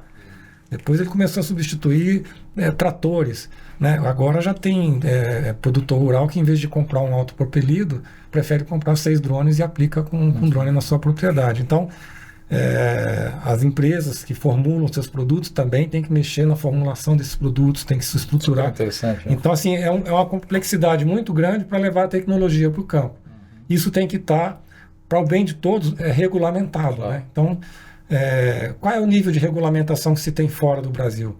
Né? Tem coisa que a gente vai poder, talvez, trazer lá de fora como exemplo para praticar aqui, e tem coisas que talvez nós vamos ter que desenvolver aqui no Brasil. Né? Então, exige conhecimento técnico, científico, você faz comunicação, você faz marketing, você tem que poder impactar e convencer pessoas daquela política, né? Para implementar. Acho que tem um ponto importante aí do ponto de vista de marketing, é como a empresa faz a leitura das políticas públicas, né, e identifica os riscos e as oportunidades em cima daquilo. Então, ao mesmo tempo que uma política pública ela vai gerar um impacto em determinado mercado, de repente, vou usar como exemplo, o uso de drone vai diminuir a venda de pulverizadores terrestres, porque está aumentando. Então isso é uma coisa que a indústria de máquinas ela já está analisando, já está começando a contabilizar essa tendência futura, né, fazer projeções de quanto o mercado vai canibalizar o outro nesse sentido. E outro ponto importante é que, como a gente está sempre falando do cliente como centro da estratégia, né, como que o cliente se comporta diante a essas mudanças das políticas públicas. Então, se chega uma regulamentação nova para ele, como que eu como indústria, posso ajudá-lo a se adequar àquela regulamentação, mesmo eu sendo um vendedor de defensivos agrícolas ou eu sendo um vendedor de semente. Mas é uma dor que esse cliente tem, que a gente identificou que ele tem, é uma questão política, mas de repente eu tenho mais capacidade como empresa, de ajudá-lo a se adequar àquilo, e isso vai se tornar um diferencial de relacionamento, de reconhecimento de valor do serviço da nossa empresa, que vai traduzir depois em venda de produto. E esse ponto, né, que o João está trazendo, ligando ao marketing de novo, a área do Roberto com marketing, eu mesmo tive uma experiência prática trabalhando numa grande multinacional, na BASF, né? Num projeto muito interessante, né? A empresa, de fato, olhando lá na frente, essas preocupações em redução do consumo de defensivos, que é uma tendência clássica, né? Inclusive vindo da Europa, já pensando em como que eu vou manter a lucratividade da empresa no longo prazo, num cenário onde você tem uma pressão maior ambiental. Então, para esse profissional de marketing, é fundamental ele entender essas dinâmicas, inclusive fora do Brasil, porque tem muita coisa que a gente é impactado por influência, muitas vezes, da Europa, da China. Então, esse profissional ele tem que ter uma mente aberta. Então, assim, isso que é o bacana, né, no marketing. Você tem que ter uma visão holística para tomar uma decisão específica, mas pensar no todo. E isso é muito bacana. A gente falou em automação, né? A questão do drone aí é agricultura de precisão. Então você imagina a usina de cana-de-açúcar que aplicava herbicida em área total e que hoje com os drones ela consegue mapear e vai fazer a aplicação Só na ceboleira. localizada, ou que ela vai usar um biológico para ser lançado também por drone para controlar. Quer dizer, isso aí afeta o mercado do inseticida, o mercado do herbicida, né, o valor do serviço. Quer dizer, as empresas elas têm que ter essa leitura e a capacidade de se adaptar à entrada de novas tecnologias. O fato é que a agricultura ela nunca parou de evoluir em termos de buscar a eficiência, de usar melhor o recurso. E assim, como o uso de insumo ele representa de alguma maneira custo, né, reduzir custo é você ser mais eficiente, é você ser mais competitivo, é você só usar o que precisa, não usar nada além daquilo que é necessário, né, que é o agrônomo, aquela turma que está ali fazendo essa medição, né? E o mercado está sendo inundado com novas tecnologias, né? A gente tem visto aí a questão da inteligência artificial, como é que isso está impactando o dia a dia das pessoas. Eu já vi colegas aí falando que o agrônomo atual ele é um chat GTP de botina, né? Ele tem que ir para a roça e sabendo de tudo, né? Então é buscar informações mais rápidas, saber fazer seus prompts, buscar informações para desenvolver a implementação aí do trabalho, né? Estratégica, marketing, vendas. Eu tenho mais uma pergunta interessante do ponto de vista de políticas agrícolas, políticas públicas, que na verdade você me deu o gancho. Você falou da gente colocar o cliente como centro e as empresas enxergando aí para criar estratégias para sobreviver no final das contas. E um tema de política pública é a parte de financiamento, incentivo fiscal. E nisso tudo a gente viu lá atrás, né? Eu acho que quando eu entrei no mercado, muitas empresas adotando a parte de barter. Agora a gente tem empresas entrando com a parte de financiando mesmo a lavoura para os produtores. O que eu queria te perguntar é, as políticas hoje para esse produtor final que precisa do dinheiro para implementar a sua lavoura ali durante a safra, ela está ajustada ou não está ajustada? O que falta? Parece que eu vi agora que o governo soltou aí não sei quantos, eu não vou chutar um número aqui, mas um número alto, porque eu acho que foi uma demanda, já vi uma demanda de trás. A gente está vendo de anos após anos o valor, a quantidade de dinheiro aportado para financiamento do produtor reduzindo, e aí vindo essas outras empresas que estão financiando o produtor. Como é que você enxerga isso tudo, Roberto? Então, essa discussão sobre o Plano Safra, sobre FIAGRO, né, que também é uma outra forma de financiamento, você tem a possibilidade aí do mercado financeiro estar ajudando nessa captura, destinação do recurso para financiamento de safra, para financiamento de automação, de melhoria da produção. O Brasil ele vem crescendo numa velocidade que, embora o valor do Plano Safra tenha aumentado ano a ano, ele é insuficiente para atender todo mundo. Exatamente. Né? O pessoal também reclama muito da questão do valor da taxa de juros, que acha que tem que ser uma taxa mais adequada para os produtores. Então, assim, o que foi anunciado na safra 24-25, acho que eram 475 bilhões de reais, onde 75 para a agricultura familiar, 400 para a agricultura, vamos chamar assim, empresarial, mais a questão do FIAGRO, que é mais uns 100 e tantos bilhões. Então, assim, são valores ainda insuficientes para atender a necessidade do Brasil. Quando houve o corte agora e fizeram a medida provisória, o que entrou aí é um recurso band-aid, né, para poder não deixar a coisa parar até o orçamento ser aprovado. Mas uma das grandes discussões que estão acontecendo é sobre a necessidade de ter a discussão do Plano Safra, que é feito normalmente no meio do ano, dentro do plano orçamentário do governo federal. Você tem um plano plurianual, ou seja, você já tem uma visão estratégica do futuro, de longo prazo, inclusive não somente com a questão do financiamento da safra, mas a questão de seguro, né, que precisa também aumentar, para reduzir essa questão que envolve risco, né? Então, o que a gente sabe é que o Brasil ainda é insuficiente, são insuficientes esses valores, que isso precisa ser discutido, ser trabalhado. Tem muita gente aí boa envolvida. Agora é um cabo de guerra, né? Dentro de um orçamento do governo, você está destinando recurso, um recurso maior para o agronegócio. Agora, é um setor que está bem representado, tem uma bancada importante aí da frente parlamentar. É um setor que hoje é responsável aí por 25% do produto interno bruto, por 1/3 dos empregos, tem um papel fundamental aí nas exportações, no saldo da balança comercial. Então, hoje o agro brasileiro ele tem uma importância, uma relevância que permite ele discutir ou buscar soluções mais adequadas para aumentar a competitividade no Brasil. E eu queria só pegar um gancho aqui, deixa vocês depois falarem. Você colocou num ponto importante que o agro representa hoje 25% e está bem representado, mas aí vem essa questão, por exemplo, hoje de mudanças climáticas, ESG, e a gente vê, inclusive, brasileiros criticando o nosso agronegócio. E quando a gente vê pessoas de fora, a gente tem essa briga aí com a França, que não querem comprar, que critica a nossa política, que a gente desmata, que não sei o quê. Dá um recado para esse pessoal aí, como é que é o agro, nosso agro? Cara, a gente precisa de falar sobre isso, porque a gente está falando de conhecimento, a gente está falando de buscar informação. E é fato que tem fake news que rodam, infelizmente, inflamando o agro, e a gente vê que não é toda essa barbaridade. Tem questões a melhorar? Estou certeza que tem.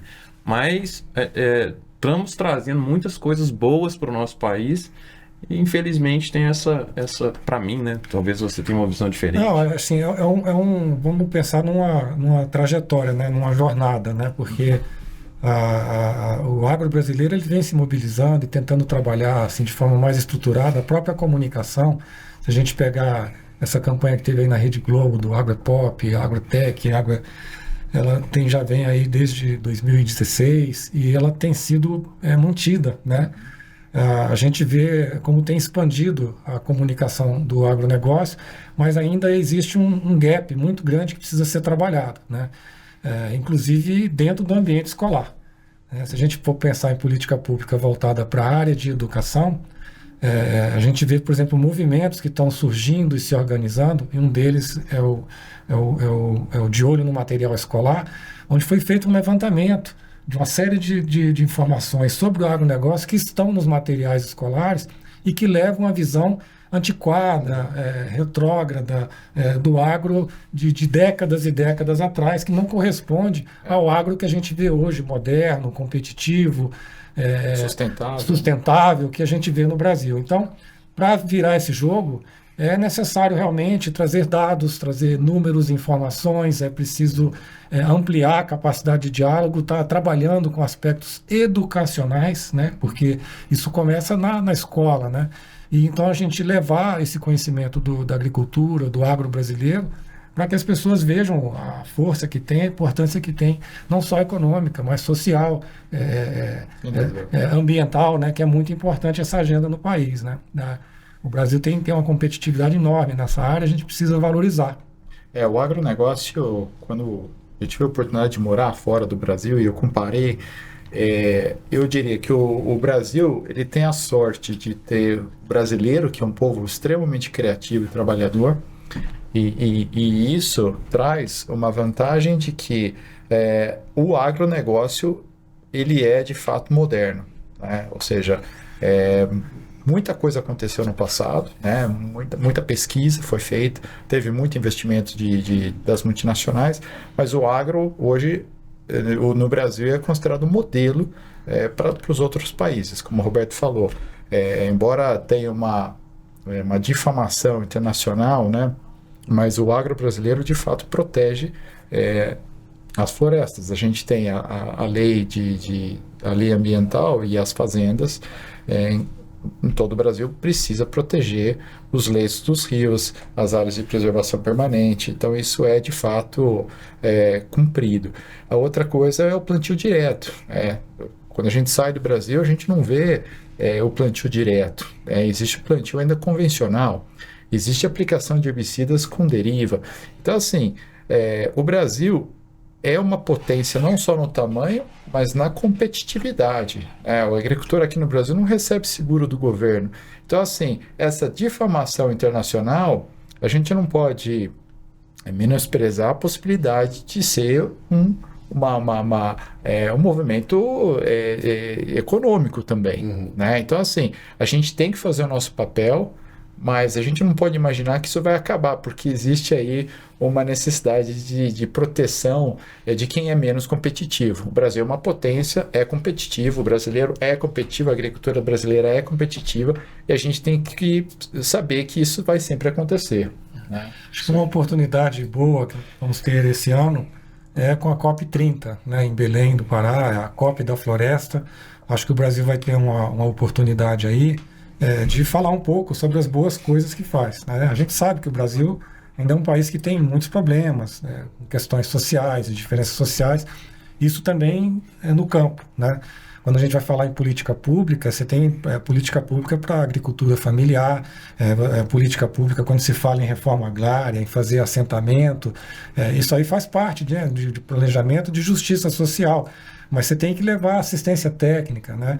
Então, a gente vê que, por exemplo, esse modelo que foi tão falado, né, de assentamento, de reforma agrária, a maior parte dos assentamentos no Brasil, os assentados não têm ainda o título de propriedade. Quer dizer, sem o título de propriedade, ele não consegue um financiamento, ele não consegue comprar uma máquina, ele não consegue fazer uma negociação, né? E a gente vê, por exemplo, aqui no estado de São Paulo, um esforço enorme da Secretaria de Agricultura justamente para dar os títulos de propriedade para esses assentados, né, para os assentamentos, né, levando um pouco mais de segurança jurídica, onde você tem a formalização dessa atividade, você consegue fazer financiamento, você consegue levar assistência técnica, você consegue evoluir, né? Quer dizer, a reforma agrária feita no modelo antigo, criando aquela coisa de dependência, o assentado ele recebe, né, o Bolsa Família, uma cesta, né, básica de alimentos, ele fica naquela dependência onde você não está ajudando, você está criando favelas rurais, né? Como é que você cria e dá independência para essas pessoas, né, o título de posse, para que eles possam buscar prosperar, né, e fazer agricultura com tecnologia, com rentabilidade, né? E não somente viver ali da subsistência, mal tirando o que consegue, o que precisa para comer, né? Então, isso aí faz parte também dessa mesma política pública, né? Então, isso tem que ser medido, você tem que ter efetividade, você tem que ter uma forma de acompanhar e de implementar. Não é uma coisa simples, né? A gente viu que esse tema aí da reputação do agro, da imagem do agro, ela ainda tem muito ainda que melhorar, mas é também importante a gente reconhecer que houve avanço, né, nas últimas décadas, que a gente está numa toada aí bastante interessante, que a gente tem que ser firme, estudar, continuar trabalhando e divulgando as coisas boas do agro. Exato. E aí, fazendo um link, né, de tudo isso que a gente está discutindo com a questão de estratégia de marketing, né, quando a gente fala, por exemplo, da potência que o Brasil é e como ele é visto, a questão de sustentabilidade, por exemplo, é uma questão que está sendo fortemente discutida hoje em dia, né?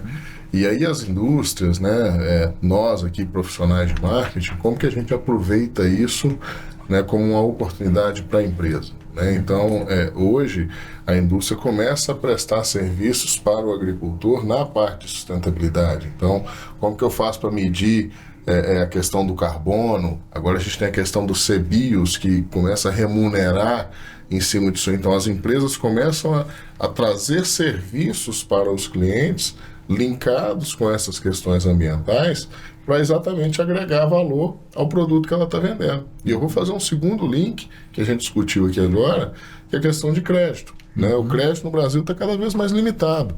Então, isso é uma oportunidade de marketing. Quem sabe eu consigo ter uma oferta de crédito, trazer o crédito para dentro da minha oferta. Então, quando você leva para um agricultor uma possibilidade de barter, você está dando para ele uma condição mais fácil dele te pagar, porque ele vai te pagar com o grão, ele sabe que ele vai produzir.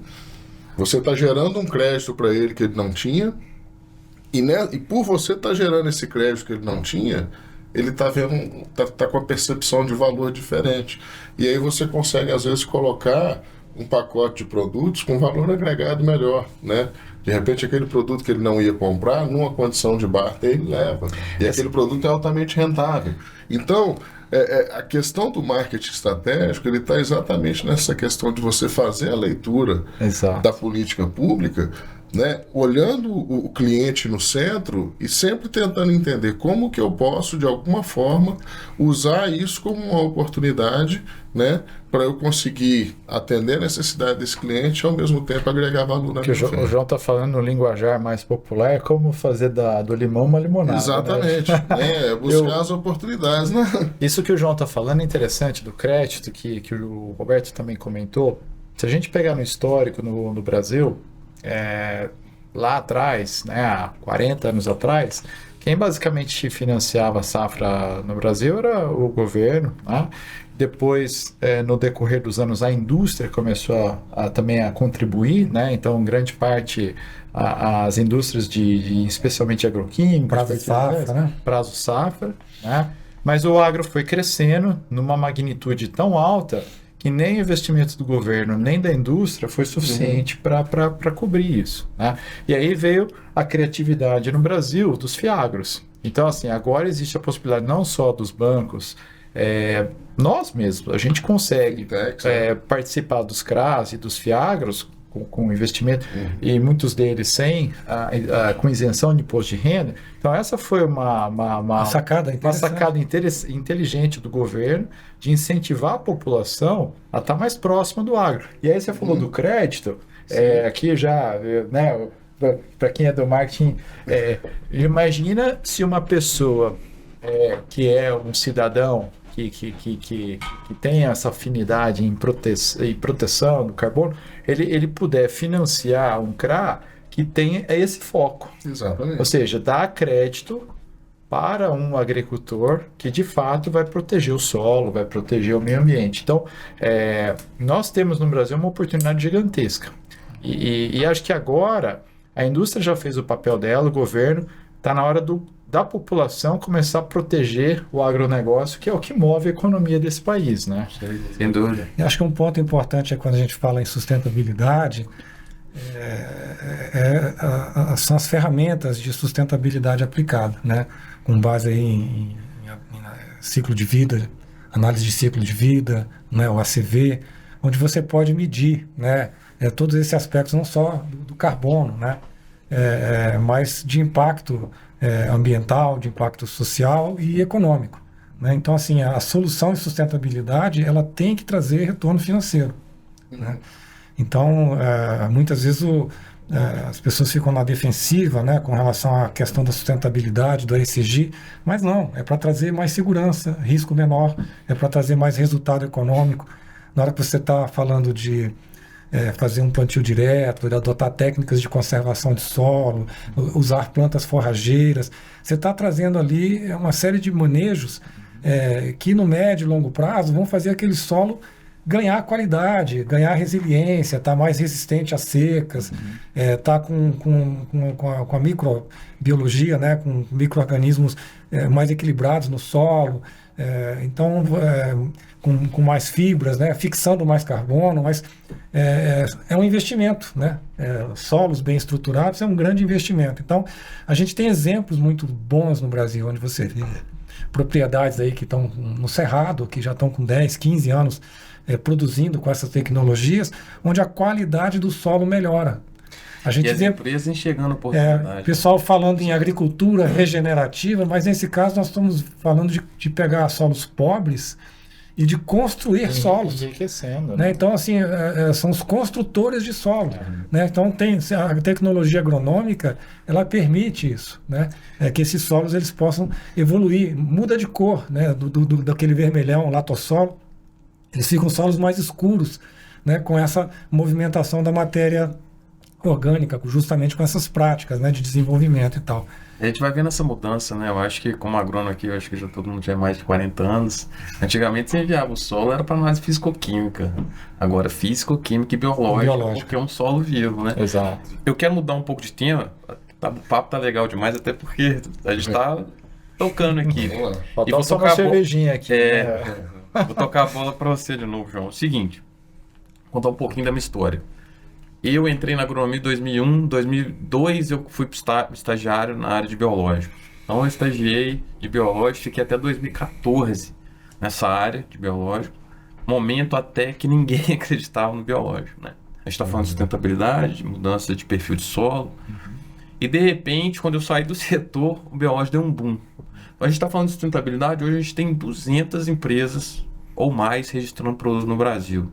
Muitas delas com foco biológico, muitos em crédito de carbono. E eu tenho experiência própria na UF e vejo hoje no mercado também muitas empresas tomando decisões sem dados de mercado. Por quê, cara? Por que isso acontece? Qual que é o problema?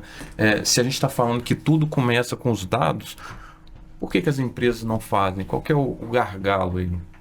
Aí você tem alguns gargalos, né? Primeiro você tem um gargalo cultural, né? Porque, na verdade, normalmente você tem profissionais experientes que conhecem o Brasil, conhecem as áreas de soja brasileira, e o cara, muitas vezes, né, as pessoas acreditam que conhecem o mercado, que conhecem o agricultor e que conseguem tomar as decisões baseadas nas experiências lá dos seus 20, 30 anos de carreira. E tá tudo certo, né? Realmente você tem um bom embasamento para isso. Agora, contra fatos não há argumentos, né? Então, um outro lado é muito também, às vezes, a questão mesmo de recursos, né? Às vezes a empresa também não tem muitos recursos para investir, né? Em fazer uma pesquisa, em comprar determinada informação. Mas a questão de recurso, muitas vezes, ela é uma questão que é solucionada, porque hoje, na agricultura, né, de maneira geral, você tem bastante informação pública, né? Então ela já te dá um direcionamento muito importante, mesmo sem investimento, né? Você consegue fazer trabalhos quando você tem conhecimento de marketing, quando você tem conhecimento de metodologias de pesquisa de mercado, você consegue fazer pesquisa com a sua própria equipe, né? Você consegue fazer levantamentos com o seu time de venda. Você tem lá 50 vendedores no campo, cara, um batalhão de pessoas, 30 vendedores. Faz ali um levantamento, você vai ter uma informação muito melhor do que você sozinho sentado naquela cadeira, né? Então passa por uma questão cultural muito forte, né? Das pessoas muitas vezes acharem que conhecem o mercado pela experiência de vendas, pela vivência que tem, né? Mas o mercado está muito dinâmico, o mercado está mudando muito. Então, quanto maior profundidade você tiver de informação e de números, né, melhor vai ser a sua tomada de decisão, melhor vai ser o seu direcionamento, mais assertivo vai ser. Então, a gente busca sempre esse caminho, né, de ter informações bem construídas, baseado numa coerência em dados oficiais, para direcionar, né, as estratégias das empresas. Esse é o caminho mais correto. Eu queria dar um exemplo que eu achei que é muito recente para mim, que o valor, como que as pessoas subestimam o valor da informação e o quanto ela é importante na prática. No final de semana passado, eu fui numa festa de familiares, né, da minha esposa, e uma dessas pessoas é um empresário muito bem sucedido. Ele planta 1.500 hectares de soja no Pará, numa região que só tem ele. Ele tomou a decisão de plantar soja e milho, ele montou silo, ou seja, ele fez um investimento gigantesco. E sabendo que eu trabalho na área, ele falou assim, poxa, eu estou perdendo muito porque está chovendo demais agora e eu não estou conseguindo colher. Eu falei, poxa, mas você deu uma olhadinha se a janela de plantio te possibilitava plantar mais cedo? Não, eu nunca fiz isso. Então veja, um profissional, uma pessoa que faz um investimento milionário e não observa que daria para antecipar um mês o plantio, veja, quanto vale essa informação? Eu passei para ele a informação porque a gente recolhe, mas quanto vale essa informação? Poderia transformar o negócio dele, poderia aumentar em 30% a produção dele. Então, eu acho que tem um aspecto cultural, sim, que as pessoas acreditam que a informação é de graça, né? E essa cultura do que é de graça não é só na pesquisa de mercado. Eu vou dar um exemplo, que é um outro tema, mas o mercado de tecnologias digitais, ele iniciou no mercado agro dessa forma, né? Foi entregue uma tecnologia praticamente de graça para os agricultores e hoje as empresas têm uma dificuldade muito grande de cobrar por isso. Então esse é um problema de marketing hoje. É um problema onde a empresa investiu dinheiro no intuito talvez de vender mais defensivos, isso não aconteceu, e hoje você tem aí várias áreas, várias empresas questionando quanto se faz em investimento em tecnologia digital sem ter um retorno desse investimento. Mas, enfim, eu acabei mudando um pouquinho o foco. Mas você pegando um link, talvez lá atrás, né, houvesse a necessidade, né, de entender desse agricultor como que é a receptividade dele a essas tecnologias digitais, qual valor ele vê ali se ele está disposto a pagar por isso, se a empresa realmente está disposta a investir nisso ou não. Né? Como que eu faço um trade-off de falar, beleza, eu vou te oferecer essa tecnologia digital, quanto isso vai me retornar em volume de produto? Né? Existem metodologias para isso, mas muitas vezes você vai ali no sentimento de que não, eu preciso ser tecnológico, eu preciso estar com a tecnologia de ponta, né?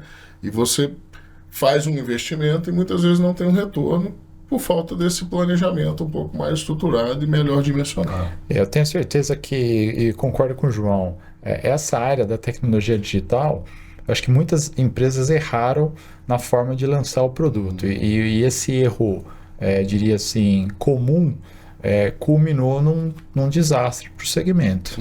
Né? Numa perda. Você tem um ciclo, né, de aprendizado, né? Mas a hora que você está levando a informação digital, a solução digital, né, ela está gerando dado, ela está gerando informação. A gente falou aqui dos drones. Quer dizer, um drone você programa e ele percorre ali não somente aquela distância para fazer as aplicações, mas ele coleta uma série de dados, né?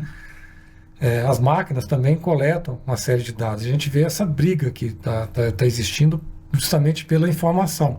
Então não é porque a empresa quer saber o dado do agricultor, né? Mas ela quer ter uma base de dados para ela refinar a sua estratégia para levar a solução ou aquela informação de maneira mais assertiva, né? Então, né, o Big Data, né? Então, assim, hoje com essa questão da digitalização, compras pela internet, acho que a própria pandemia contribuiu bastante para acelerar esse entendimento, né? Você usar essas métricas todas para poder fazer a sua estratégia de negócio. Né? Então, assim, lidar com todo esse volume de informação, saber trabalhar, exige também um perfil de um profissional de marketing, de vendas, diferente do que era o vendedor tradicional, porque ele tem que estar muito familiarizado com essa nova tendência, ou seja, não é a venda da solução digital, mas a informação que vai vir com ela que vai ajudar ele a fazer melhor o negócio dele. Exato. Exatamente. Eu tive um caso prático. A gente está falando aqui de um MBA bastante prático. Eu vou te pedir uma dica no final. Então, eu estou na empresa e acabei de comprar uma pesquisa de mercado. E para eu decidir comprar essa pesquisa de mercado, a empresa que me vendeu, ela mandou uma prévia do que ela fornecia. Beleza, a gente alinhou o preço, comprei, achei caro, mas comprei. E recebi aquele tantão de dados, cara, tudo desconexo. Sinceridade, tô com dificuldade. E olha que eu trabalhei com pesquisa de desenvolvimento há muito tempo e sei analisar dado. E aí, conversando com um amigo que é da área de marketing, a gente foi falando de discussão de preço, e ele colocou dessas empresas maiores e botou o preço de quanto ele paga na pesquisa de mercado para essas empresas maiores. Eu falei, caramba, meu preço foi muito baixo. Achei que estava pagando muito caro e foi muito baixo. Cara, quais são os dados valiosos? E eles diferem de uma empresa de seeds para uma empresa de químico? Como é que eu decido comprar uma pesquisa de mercado? Para quem está entrando, para uma empresa dessa de biológico ou para uma empresa nova no mercado? Eu acho que assim, para quem está entrando no mercado, é muito importante entender o histórico que cada empresa tem dentro do segmento. Empresas de pesquisa de mercado tem muitas, mas empresas especializadas em agronegócio... E com credibilidade? Com credibilidade é um número bem menor. Né? Então eu já tive experiências de fazer pesquisas com empresas que não eram do segmento do agro, né? E depois você ter essa insegurança no resultado, você gastar muita energia para ter que explicar algo que teoricamente deveria ser muito básico, né? Então acho que o primeiro ponto é esse, é você entender assim, qual que é a especialização dessa empresa, né? Qual que é a capacidade que ela tem, qual que é o histórico de projetos que ela já fez, né? E qual que é o método. Né, que esse é o segundo ponto importante, porque assim, hoje acontece comigo, né, eu estou numa posição América Latina, toda hora tem uma pessoa no LinkedIn que vê lá meu LinkedIn, vê que eu sou gerente de Business Intelligence e tem um relatório global, o relatório do cara responde todas as perguntas que você quer e custa $5.000. Eu caí nessa pegadinha aí. Aí, cara, o que acontece? É uma pessoa que fez uma pesquisa de internet, fez um trabalho, fez um levantamento, mas talvez o conhecimento dele sobre o tema é tão superficial que ele não tem o discernimento muitas vezes de analisar um resultado e falar, não faz sentido, né? E aí depois que você comprou, acontece, você, com o seu conhecimento, você começa a olhar para os números e fala, cara, isso aqui Não faz sentido. não faz sentido. E assim, não é só você, né? A gente também, mesmo com toda a experiência que a gente tem, a gente já passou por isso. Por quê? Porque muitas vezes determinado mercado, biológicos, por exemplo, é um mercado carente de informação, né? Então você acredita que através daquele relatório você vai conseguir as informações que você não tinha, mas é um risco, né? Posso adicionar um ponto? Pode ir lá. E tem uma coisa interessante, que assim, a diferença entre o dado e a informação. Então, você mesmo falou, tem muito dado hoje disponível, fonte pública. O Brasil hoje tem. Agora, tem poucos profissionais, e aí que está a oportunidade de quem vai fazer o MBA. São pouquíssimos profissionais no mercado da área de marketing que conseguem transformar o dado numa informação, em algo que a empresa possa utilizar e tomar uma decisão. Isso é onde está o valor. E parte do que a minha empresa, que eu abri há pouco tempo, faz, a estratégia que é de fato a leitura da informação e traduzindo em algo que possa ter valor para a empresa. Né? E eu acho que isso faz a diferença entre uma empresa de pesquisa de mercado que só vende o dado versus uma que vende o que a gente chama do so what, né? Eu dei um feedback semana passada para um fornecedor exatamente nesse sentido. Fala, cara, você precisa deixar de ser um entregador de banco de dados para ser um entregador de inteligência. Exato. Né? Porque uma coisa, sei lá, coletar e jogar o dado no meu colo. Tudo bem. Isso tem um valor. Você vir trazer os insights, fazer a sua leitura do resultado e com um olhar de fora, trazer algumas recomendações para minha empresa, eu posso não te ouvir. Posso achar que suas recomendações não foram as que eu gostaria, mas você foi lá, você fez a sua leitura, você se expôs, você trouxe o seu ponto de vista. Né? E muitas vezes o seu ponto de vista externo pode estar trazendo para mim, acendendo uma lâmpada gigante de coisas que internamente a gente não está vendo. Então, isso é muito importante. Né? Quando eu trabalhei no Instituto de Pesquisa, eu era muito cobrado no sentido, cara, não adianta você ir lá ler slide. Você vai apresentar uma pesquisa, saber que ali deu tantos por cento, que cresceu de 20 para 25, todo mundo está vendo no slide. Né? É o que você está vendo por trás desse resultado. Quando você vai apresentar uma pesquisa para uma empresa, estuda o portfólio do cara, entendeu? Mostra para ele, fala, olha, você tem esse produto aqui, ó, você está ganhando aqui, você tem oportunidade aqui, você tem risco aqui. Então, o profissional de business intelligence, o profissional de marketing, ele tem que ter essa capacidade de leitura da informação e transformar isso em decisão, em recomendação, né? Porque senão ela é só mais uma informação, né? Na área de BI lá, eu às vezes brigo porque tudo dá trabalho, né? E as equipes cada vez mais reduzidas. Então, muitas vezes, dependendo da demanda que chega para mim, às vezes você vê que o cara quer muito mais, o colega quer muito mais matar uma curiosidade ou confirmar uma hipótese dele do que tomar uma decisão. E às vezes aquilo dá trabalho. Então você tem que direcionar para cara que decisão que você vai tomar. Né? Isso é importante. Eu tenho um comentário aqui, que inclusive aproveitando isso que o João falou, que é valiosíssimo, veja que o que ele está falando é inteligência.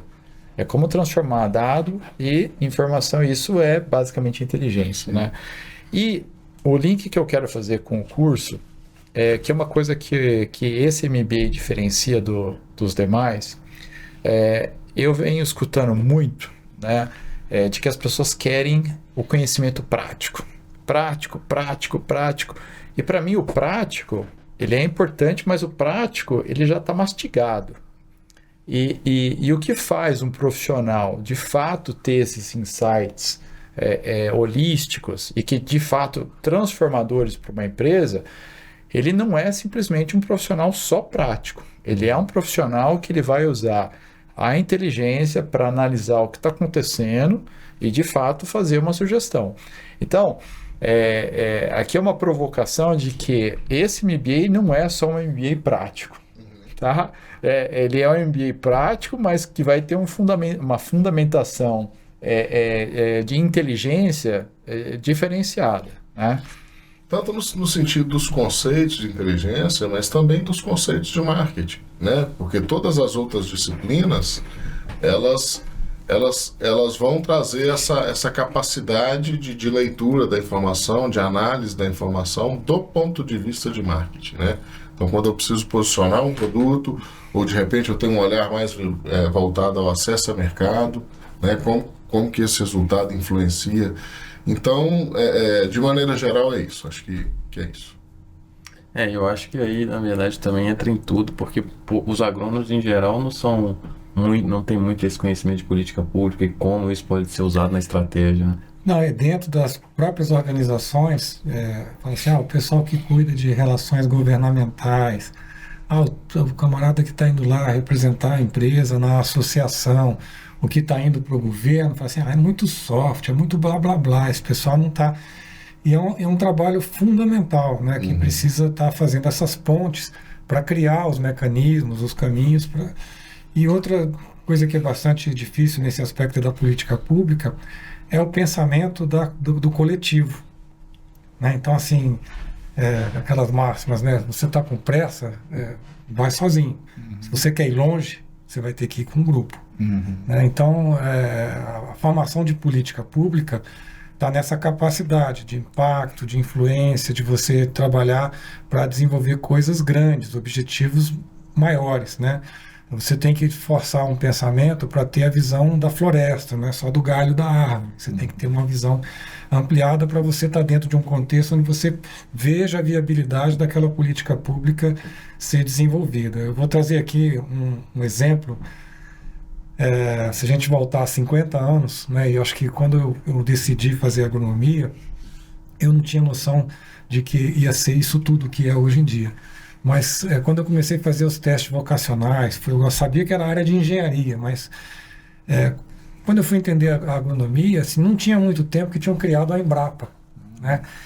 E a Embrapa, ela foi assim, uma sacada extremamente estratégica e inteligente dos idealizadores, né, no Brasil, porque fizeram uma entidade onde você desenvolveu trabalhos e formar pesquisadores, mandar pesquisadores brasileiros para o exterior, para ver o que tinha de mais interessante lá fora, mestrado, doutorado, pós-doc, você colocar recurso público, investimento para desenvolver tecnologia. O Brasil se tornou, né, um celeiro na tecnologia, na agricultura tropical, né?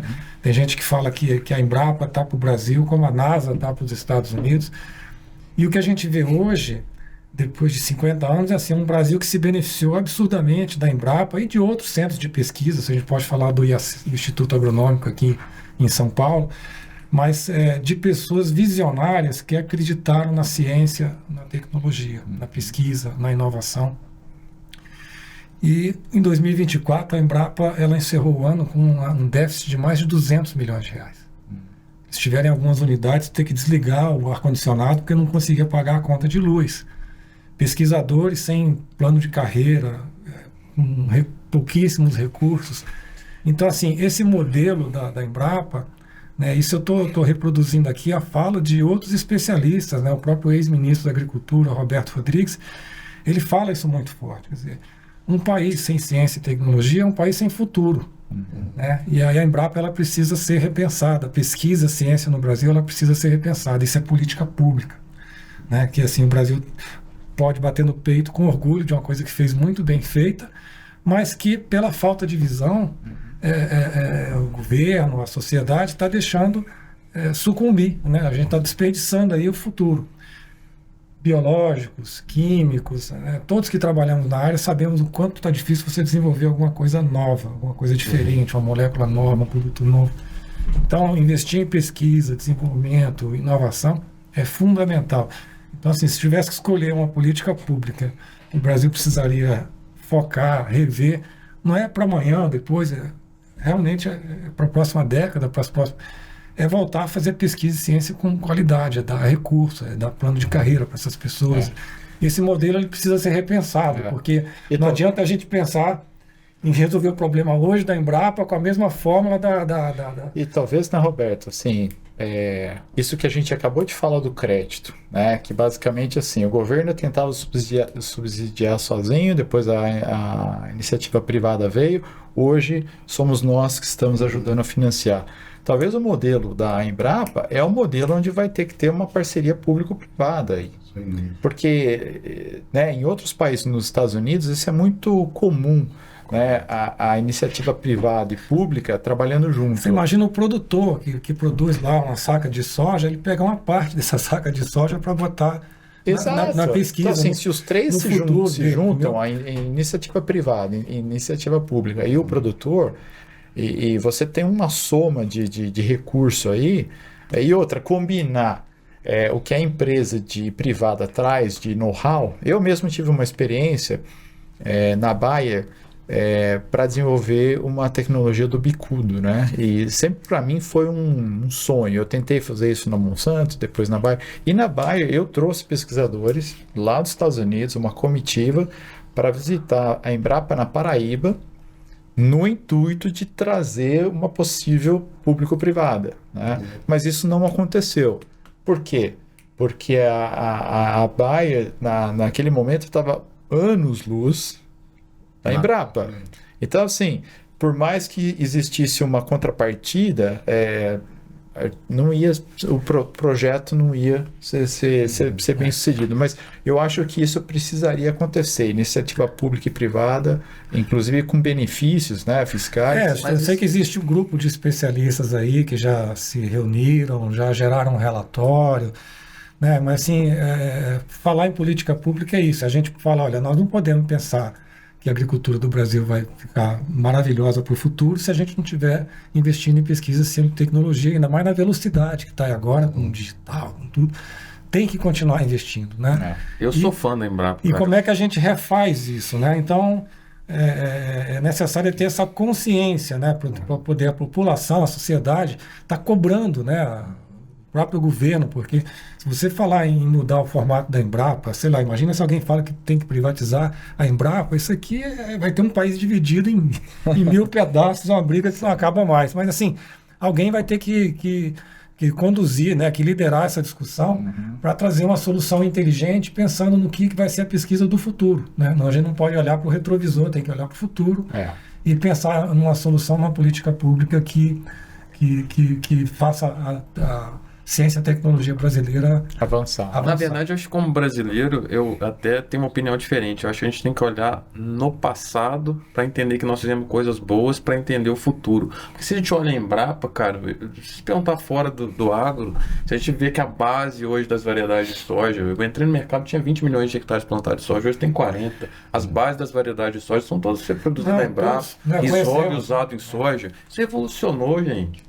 A gente quanto de redução de nitrogênio falando em análise de solo, que desenvolveram aí o BioAS, né, que não é só químico, físico, mas o biológico também.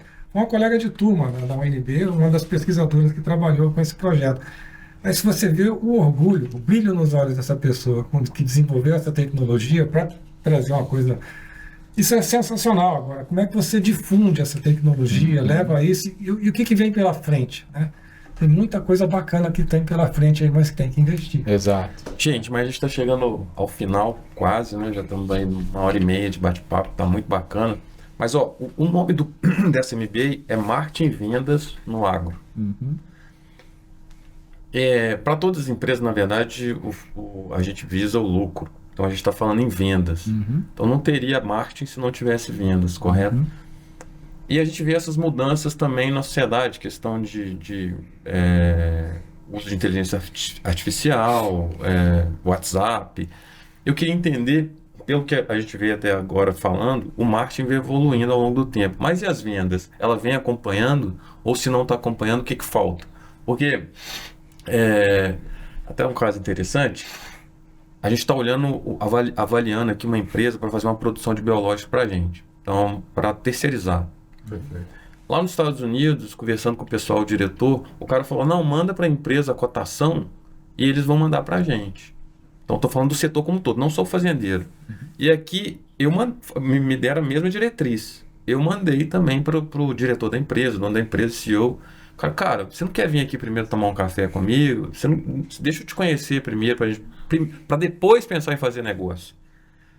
E aí eu fico pensando nisso nas vendas no agro. Eu estou muito longe, sou lá P&D. Isso evoluiu, está evoluindo junto com o marketing. Como é que essa questão de vendas no WhatsApp, se o produtor quer que vá lá e faça visita nele, o que vocês enxergam disso? Olha, Rodrigo, é uma pergunta interessante, né? Até filosófica, né? Mas eu diria a minha opinião, né? Como o Brasil é um país gigantesco de oportunidades no agro e vem crescendo ano a ano, muitas empresas querem entrar para pegar uma fatia. E a entrada dessas empresas nesse mercado muitas vezes é feita de forma irracional. O mercado de biológicos é um exemplo típico disso. A gente tem aí, você mesmo falou, mais de 200 empresas, mais de 350 produtos no mercado. E se a gente for ver o número de ativos, não passa de 10. Então, assim, é um mercado que cresce, mas cresce com um produto genérico. E o futuro disso, ele é um futuro que está em risco. Eu vejo um cenário de oportunidade para quem fizer inovação, com novas moléculas, e de um cenário extremamente perigoso para as empresas que vão ficar na comoditização. Então, aí é um exemplo de como o marketing para essas empresas não foi utilizado da forma correta. E essa é uma das coisas que eu faço ajudando algumas empresas na estratégia de AG, que é basicamente, qual é o mercado que você seria mais bem sucedido? Ou seja, não é só tamanho, mas onde que a competição ainda não é tão intensa. Existem segmentos ainda do mercado pouco explorados, né?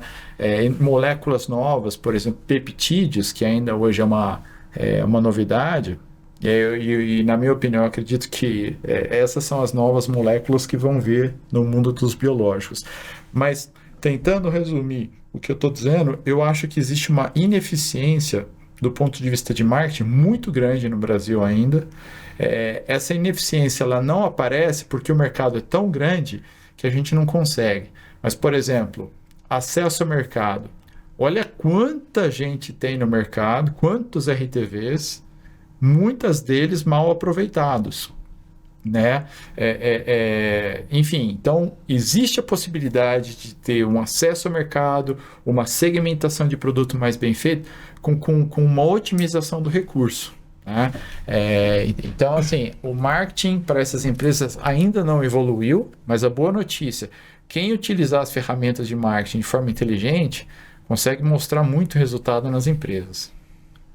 Mas pensando do ponto de vista de vendas, eu acredito que sim, que houve uma evolução, né? Por algumas questões. Primeiro, porque o perfil do agricultor também vem mudando, né? Se a gente pegar aí a agricultura no Brasil, se a gente pegar o Mato Grosso, por exemplo, a gente está aí na terceira geração familiar, aí desde daquela turma que foi para desbravar, né? De repente está lá agora o pai e o neto administrando a propriedade. Que tem um perfil diferente daquele agricultor de 30 anos atrás que foi para lá, que usava o chapéu e assim por diante. Então você tem um agricultor que está mais conectado, que tem mais informação, e isso desafia o vendedor também a buscar informação, a procurar levar algo diferente para esse agricultor. Por quê? Portfólio cada vez mais competitivo, mais genérico, porque você tem menos novas moléculas sendo lançadas, né? Então o mercado está cada vez mais competitivo e isso está desafiando o vendedor nesse momento, né? E nesse sentido, as empresas também vêm investindo muito em treinamento para que o vendedor conheça cada vez mais o seu cliente, né? Então o vendedor ele tem buscado, né, não só o relacionamento da cervejinha, mas muito o relacionamento de levar informação técnica, né? Muitas vezes na área de Business Intelligence eu sou acessado por alguns vendedores que falam: João, eu vou num cliente amanhã, entendeu? Qual que é o potencial de área tratada de fungicida aqui da minha região? Quantas aplicações de fungicida, na média, a pesquisa está falando que faz aí na minha região? Ou seja, o agricultor o vendedor está se preparando para ir lá conversar com esse agricultor, porque ele sabe que chegar lá e falar só que o produto dele controla, que o dele é melhor do que o do outro vendedor, não vai resolver. né? Então, nesse sentido, cada vez mais as áreas de marketing e vendas estando conectadas, você consegue melhorar a sua oferta, tanto de ter uma oferta mais estruturada, mas também de ter uma equipe cada vez mais treinada, falando a mesma língua, alinhado com a estratégia que saiu lá em cima da empresa, que vem toda uma estratégia, né, de qual que é os produtos foco da empresa, né, como que você vai fazer uma geração de demanda bem feita. Então, isso cada vez mais para diferenciação, a geração de demanda, ela nunca vai deixar de ser importante no agro, porque é diferente, não é um produto que você consome aqui rapidinho e você, gostei dessa bala, vou lá comprar outra. Não, você precisa de uma safra para você garantir a sua venda da próxima safra. É longo prazo. É longo prazo. Então, esse vendedor, para ele vender valor, ele tem que estar cada vez mais capacitado. E eu vejo, de alguma forma, obviamente que existe uma longa jornada de capacitação de vendedores, assim como tem uma longa jornada de capacitação de profissionais de marketing, né? Porque vamos lembrar que, assim, eu particularmente não fiz agronomia pensando que eu ia trabalhar com pesquisa de mercado, né? Então, às vezes, o cara faz agronomia muito focado na questão técnica, né? Sim. E aí, quando ele vê que o mercado ele é muito mais amplo do que a questão técnica, sem dúvida ela é importante, mas que existem N variáveis e que o agricultor está cada vez mais antenado nessas variáveis, isso desafiou o vendedor a subir a barra. Eu acho que, de maneira geral, as empresas, os profissionais do agro vêm subindo a barra, assim como os agricultores. Só para complementar, e aí? É a venda consultiva, né? Exato. E assim, eu acho que no MBA aí, a gente vai ter, tem no grupo aí, especialistas dessa área, gente que já treinou mais de 5.000 profissionais em vendas, né? Loyola, né? Então eu acho que a gente vai tá vendo aí gente muito capacitada para trazer um pouco da experiência do que está acontecendo lá no dia a dia, né? Fazer o vendedor aí, o chat GTP de botina para fazer resultado. E o que o João falou é exatamente essa lacuna que existe, esse gap que o MBA traz, né? Então, assim, as universidades, especialmente as públicas, focam muito no aspecto técnico, né? O agrônomo sai de lá como agrônomo, né? Ele conhece tudo, mas quando entra numa área crítica, que é pesquisa de mercado, políticas públicas, estratégia, finanças, aí ele se depara com um novo mundo, né? Então, para isso, eu vou ter que fazer uma nova faculdade? Não é necessário, mas um bom curso de MBA, um bom curso de uma pós-graduação, com esse conhecimento mais, eu diria assim, aplicado, é o que vai fazer a diferença para esse profissional. Eu recebi uma newsletter hoje, vindo para cá, inclusive, estava no Uber, hoje eu vim de Uber, e era da AgroSearch, que é uma Hunter, né? E aí a pergunta era sobre isso, sobre o que faltava nos profissionais de agro. E aí eu li e mandei direto pro pessoal do Instituto Futuro. Falei, cara, isso aqui a gente vai ter que usar para MBA do marketing. Isso aqui tem que ser, a gente vai ter que usar as much as possible. Porque falava exatamente isso. Hoje no mercado tem muito técnico demais. Mas o profissional que vai se destacar é aquele profissional que tem o conhecimento técnico, mas ele também tem o conhecimento mais estratégico, planejamento e tudo isso. Então, cara, vamos usar isso aí como ferramenta pra gente. Eu acho que a área técnica ela é fundamental como uma entrada no mundo agronômico. A não ser que tem profissionais que vão de fato ganhar vida com isso e não tem nada de errado. E tem muitos profissionais muito bem sucedidos no Brasil que são agrônomos com empresas de consultoria focadas nisso. Mas quando a gente olha a carreira de pessoas que cresceram nas grandes multinacionais, em cargos de diretoria, presidente, são pessoas que navegaram por várias áreas. E são pessoas que, em geral, têm um pensamento mais de longo prazo, são pessoas que de fato conseguem mudar a direção de uma empresa por influência, mas esse raciocínio, essa forma de pensar é fundamental que as pessoas desenvolvam, né? Desculpa, Roberto. Não, acho que é isso aí. Desculpa. Não, eu acho que e a gente ainda vê, mesmo nas posições das empresas, ainda um desnivelamento muito grande entre os profissionais dos conceitos de marketing mesmo, né? Então você tem uma pessoa que é mais marqueteiro, tem todo o conhecimento dos conceitos, mas de repente você tem um que é mais agrônomo, que conhece muito o mercado, mas que dos conceitos de marketing ele ainda não teve essa oportunidade de passar por um treinamento, por um MBA, onde você vai ter metodologias, você tem toda uma preparação, né, que faz você ser muito mais eficiente naquela cadeira. Né? A gente está sintonizado, cara. Isso a gente percebe hoje, né? Muito, às vezes o profissional tem uma oportunidade de vir para o campo, é um belo talento, mas ele precisa ser lapidado. E nós estamos aqui para apoiar essa turma. Para lapidar aí. Não, ele está falando uma coisa que era o que eu ia perguntar depois. Você quer complementar? Não, tá perfeita a colocação do João e do Fábio. A gente está chegando no final. Cara, foi um bate-papo muito tranquilo, assim, meu terceiro podcast, toda vez que eu sento aqui eu falo, caramba, meu coração vai dar uma tremida, mas foi muito fácil, muito tranquilo, muito bacana estar falando com vocês, e você deixou essa bola aí quicando para eu te perguntar, cara, o que os alunos, em geral, que desejam fazer essa MBA, pode esperar do João, profissional na área de marketing, mas também do João agora, professor? Olha, eles podem esperar que eu vou tentar trazer muito conhecimento para eles, né? Tanto a parte teórica, acho que isso é muito importante, a gente ter um conhecimento teórico do que é uma pesquisa, um pouquinho de estatística, de amostra, de metodologias, mas acho que o que eu mais, meu objetivo principal é mostrar análises, é mostrar como que a gente faz para analisar os resultados das pesquisas. Isso acho que é um ponto muito importante, a gente ter esse conhecimento não só de como fazer uma pesquisa de mercado e definir público-alvo e metodologias, mas como interpretar uma pesquisa de mercado, né? Então acho que a gente tem uma experiência importante com agronegócio, com pesquisa de mercado, com análise de dados, né?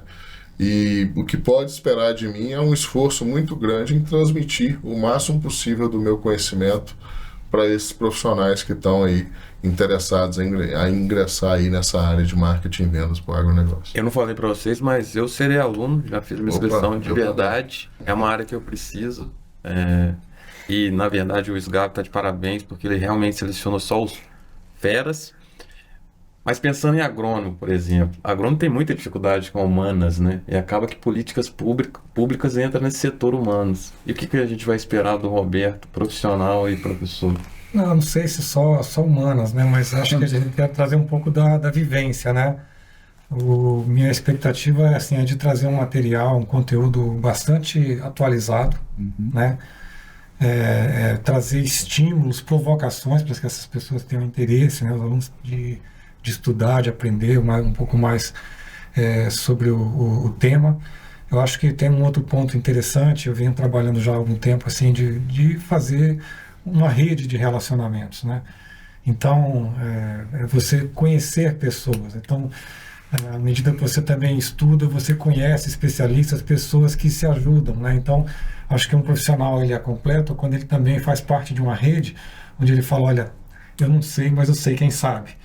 E ele vai buscar aquela informação e faz uma pesquisa e consegue trazer a resposta rápido e com alta qualidade, né? Mas eu acho que essa formação aí do networking, né, ela é muito importante. Eu estou muito curioso para entender até o tamanho do Instituto Futurum, o próprio grupo, né, de parceiro que ele tem com o Cognia, porque falam, olha, um dos maiores grupos educacionais do Brasil, da América Latina. Eu quero explorar todo esse ambiente até para fazer pesquisa, buscar informações mais atualizadas, né?